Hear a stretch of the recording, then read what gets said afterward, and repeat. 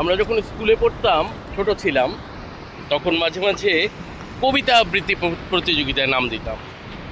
তো কবিতা আবৃত্তি প্রতিযোগিতায় নাম দিয়ে এইভাবে শুরু করতাম, আমার নাম ওবায়দুল হক মাহমুদ, আমি একটি কবিতা বলবো।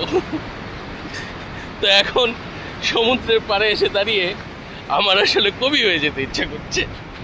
বলে হচ্ছে আমি বলি আমার নাম ওবায়দুল হক মাহমুদ, আমি সমুদ্রকে নিয়ে একটা কবিতা বলবো। তো আসলে একটা কবিতা বলবো। ফজরের আজান শেষ হয়েছে কিছুক্ষণ আগে, পৃথিবী তখনও পুরোপুরি জেগে ওঠেনি। আমি এসে দাঁড়িয়েছি সমুদ্রের কাছে, 50 পেরোনো একজন মানুষ, পেছনে ফেলে আসা অর্ধ শতাব্দীরও বেশি পথ। আমার সামনে শুধু পানি আর পানি, দিগন্তের কাছে গিয়ে আলো আর সমুদ্র এমনভাবে এক হয়ে যায়, মনে হয় পৃথিবীর কোনো শেষ নেই। ঢেউ এসে পায়ের কাছে ভাঙে, আবার ফিরে যায় তার আপন ঘরে। তাকে দেখে মনে হয় জীবনও বুঝি এমনই, কিছু পাওয়া, কিছু হারানো, কিছু মানুষকে কাছে পাওয়া আর কিছু মানুষকে সময়ের ওপারে রেখে আসা, এভাবে নীরবেই এগিয়ে যাওয়া। এই বয়সে এসে আর খুব বেশি কিছু চাওয়ার থাকে না, চাওয়ার চেয়ে পাওয়াগুলোই তখন বেশি মনে পড়ে। শৈশবের উঠোন, যৌবনের অস্থির দিন, প্রিয় মানুষের মুখ, সন্তানের হাসি, কিছু অপূর্ণ স্বপ্ন, কিছু ভুল, কিছু অনুতাপ, আর অসংখ্য অদৃশ্য হাত যারা জীবনের পথে আমাকে ধরে রেখেছে। সমুদ্রের দিকে তাকিয়ে আজ মনে হলো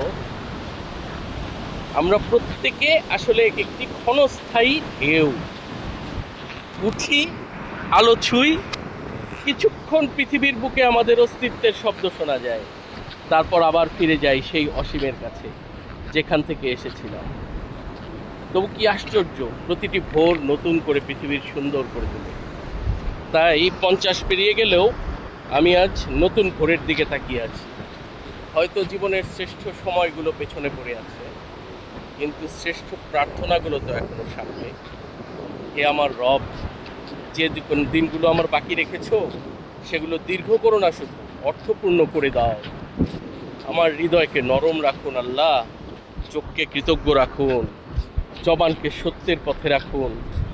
শেষ ভোরটি যেন আসে আপনার প্রতি পূর্ণ বিশ্বাস নিয়ে। সমুদ্র কিন্তু তখনও ঢেউ তুলে, আমি দাঁড়িয়ে থাকি নীরবে। মনে হয় সমুদ্র আমাকে কিছু বলছে না, শুধু মনে করিয়ে দিচ্ছে তুমি পথিক, দিগন্ত তোমার গন্তব্য নয়, দিগন্তের ওপারেই তোমার আসল ঘর। আলহামদুলিল্লাহ, আরেকটা ভোর আল্লাহ তাআলা আমাকে দেখাবো।